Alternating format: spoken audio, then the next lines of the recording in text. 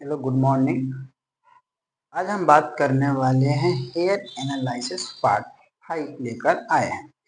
पहले हम लोग हेयर रूट्स के बारे में बात किए हैं, हेयर शाफ्ट के बारे में बात किए हैं, पीएच स्केल के बारे में बात किए हैं और हेयर साइकिल के बारे में बात की है। आज हम बात करने वाले हैं हेयर एनालिसिस पार्ट 5 लेकर आया हूँ।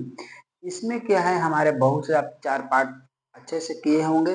4 पार्ट अगर अच्छे से आप किए होंगे तो ये पार्ट आपको अच्छा से समझ में आएगा। ये बहुत महत्वपूर्ण पार्ट है, क्योंकि हम लोग जब भी क्लाइंट को अगर हम सर्विस करते हैं इन्हीं पार्ट के माध्यम से करते हैं। क्योंकि सबसे पहले क्लाइंट को हम एनालिसिस करने आना चाहिए। क्लाइंट के साथ हम कैसे बातचीत करेंगे, उसका हेयर और टेक्सचर कैसे चेक करेंगे, आज हम इस वीडियो में बात करने वाले हैं, आप लोगों को बताने वाले हैं।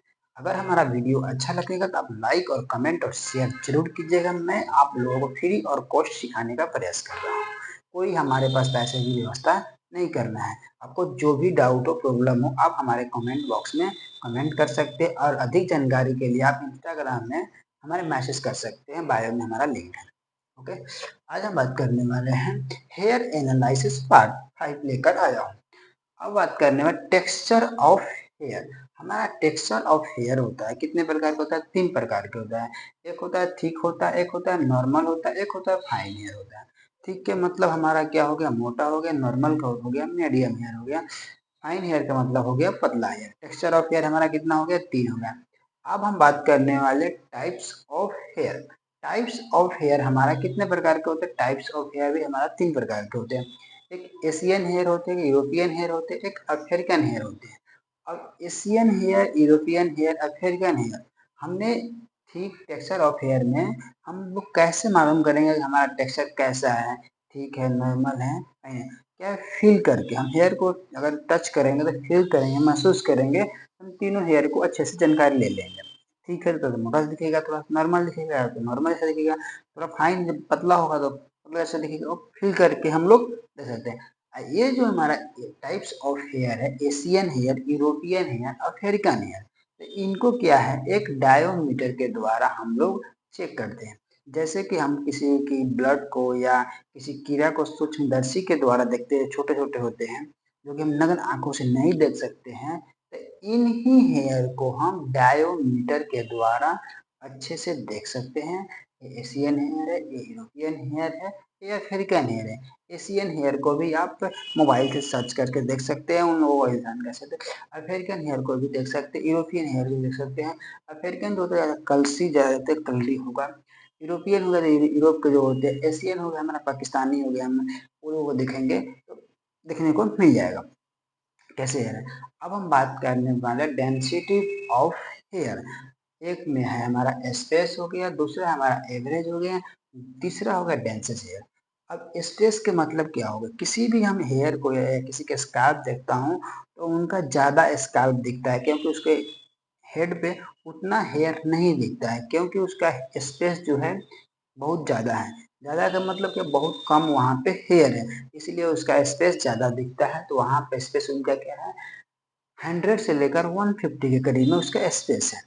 अब उसके बाद एवरेज क्या है? एवरेज में भी क्या है, इससे अधिक, मैंने इससे ये तो कम दिख रहा है, ज़्यादा दिख रहा था स्पेस, इसमें कम दिखेगा। एवरेज स्पेस जो है उसमें उससे कम स्पेस दिखेगा, क्योंकि फिर उसको स्काल्प में कम दिखेगा, कि मीडियम जैसे दिखे जाता है, स्पेस नहीं दिखेगा। उसको बोलते हैं एवरेज। जो 200 से लेकर 300 तक उसका स्पेस है।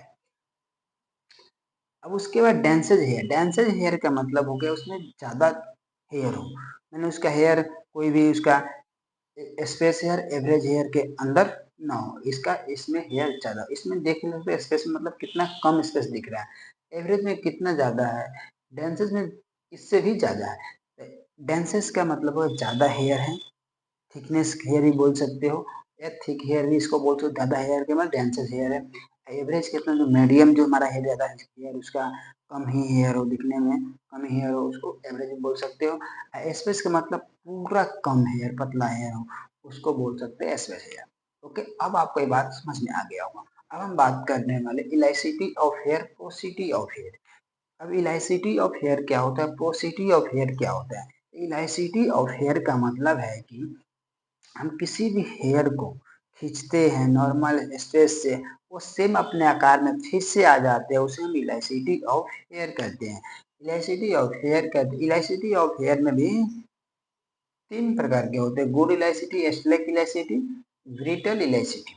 अब गुड इलास्टिसिटी हमारा खींचने पर स्पेस क्या होता है, मीडियम होता है। अगर हम किसी भी अच्छे हेयर को खींचते हैं तो इलास्टिसिटी क्या होता है, मीडियम होते हैं। अब स्लेक इलास्टिसिटी क्या है, खींचते ही जैसे तैसे वो वापस आ जाते हैं। अगर हमारा स्लेक इलास्टिसिटी को हम खींचते हैं तो फिर से वो अपने मूल अवस्था में आ जाता है, उसे हम बोलते हैं स्लेक इलास्टिसिटी। और ब्रिटल इलास्टिसिटी का मतलब है खींचने पर क्या होता है, टूट जाता है, तो उसे हम बोलते हैं ब्रिटल इलास्टिसिटी। क्यों टूट जाता है, क्योंकि उसका हेयर कमजोर होता है। अब हम बात करने वाले हैं porosity of hair. Porosity of hair, porosity of hair होता क्या है, पोरोसिटी ऑफ हेयर हमारा वो होता है जो बालों को एक प्रोटीन की मात्रा है, हेयर को बताता है कि हमारा बाल कितना की मात्रा में लो पोरोसिटी है, हाई पोरोसिटी है, नॉर्मल पोरोसिटी है, हमारा पोरोसिटी हेयर के बारे में बताता है। पोरोसिटी हेयर भी हमारा 3 तरह के होते हैं, एक होता है लो पोरोसिटी, एक होता है नॉर्मल पोरोसिटी, तीसरा होता है हाई पोरोसिटी।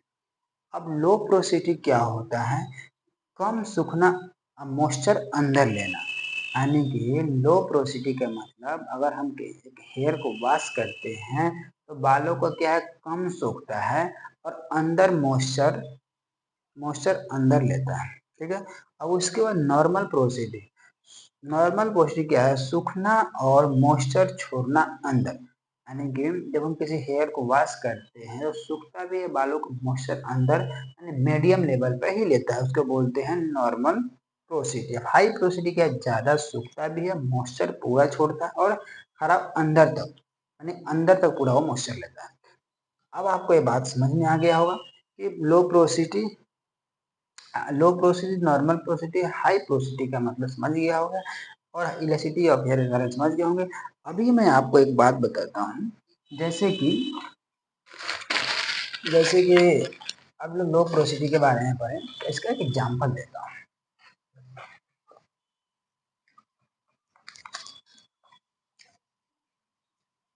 इसका मैं एग्जांपल देता हूँ। हम 3 गिलास बनाते हैं, ये क्या है, हमारा गिलास है, ठीक है। ये क्या है, हमारा पानी हो गया, ये सभी क्या है, मेरा पानी।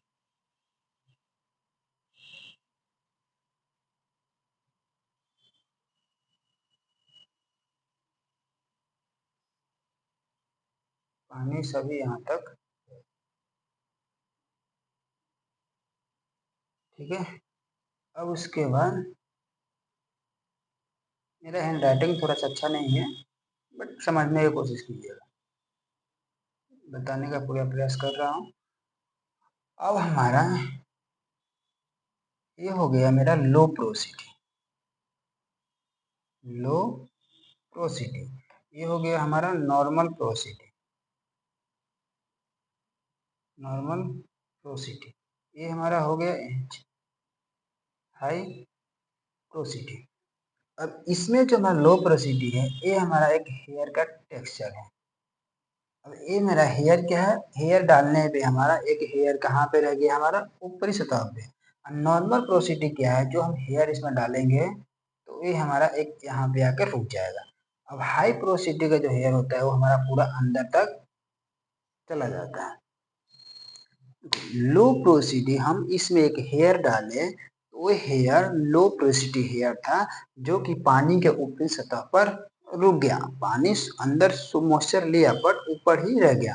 अब नॉर्मल पोरोसिटी क्या है, नॉर्मल पोरोसिटी हमने इसमें हेयर डाले तो बीच सतह पे वो आके रुक गया, सूखा भी, अंदर मॉइस्चर भी लिया और बीच में ही रुक गया, क्योंकि इसकी इतनी क्षमता नहीं है कि यहाँ तक आ जाए, क्योंकि उसका नॉर्मल पोरोसिटी है। अब हाई पोरोसिटी क्या है, ऊपर डाले धीरे धीरे वो अपने अंदर की सतह तक पूरा हाई पोरोसिटी के लेवल में आ गया।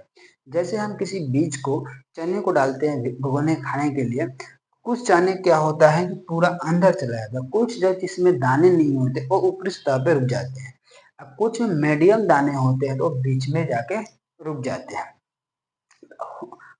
अब आप लोगों को वीडियो समझ में आ गया होगा हेयर एनालिसिस पार्ट के बारे में। आप लोगों को ये वीडियो कैसा लगा, आप हमारे वीडियो में कमेंट कर सकते हैं, शेयर कर सकते हैं और अपने दोस्तों के साथ शेयर कर सकते हैं। मैं आप लोगों को बताना चाहता हूँ कि अगर आपको किसी भी इस इंडस्ट्री में जो कुछ भी चीज़ जानकारी हो, आप लोग हमें बताइए, उस पर हम वीडियो बनाएँगे। आप लोग कुछ भी चीज़ का डाउट हो, मैं उसके बारे में बताने का फुल प्रयास करूँगा। और उसके बाद अब हमारा इतना क्लासेस 5 हो गया, अब हम सेकंड क्लास बात करने वाले हैं हेयर कलर के बारे में। हेयर कलर में बहुत सारे में चीज़ बताने वाले हैं। आप हमारे यूट्यूब चैनल पर बने रहें और लाइक और कमेंट और शेयर करते रहिए। आप लोगों का प्यार हमें सपोर्ट करते रहिए ताकि मैं आप लोग अच्छा से दे सकूँ। मैं नहीं चाहता हूँ कि आप किसी एकेडमी में जाकर काम सीखें। एकेडमी में लाखों हज़ारों पैसा दीजिए, क्योंकि हम आपको फ्री और कॉस्ट बताने वाले हैं। नो पैसा, पैसा हमको नहीं चाहिए। बस आप लोग हमारे यूट्यूब चैनल में लाइक और शेयर कमेंट करते रहिए और हमारे वीडियो को सब्सक्राइब भी करते रहिए। धन्यवाद। 11 महीना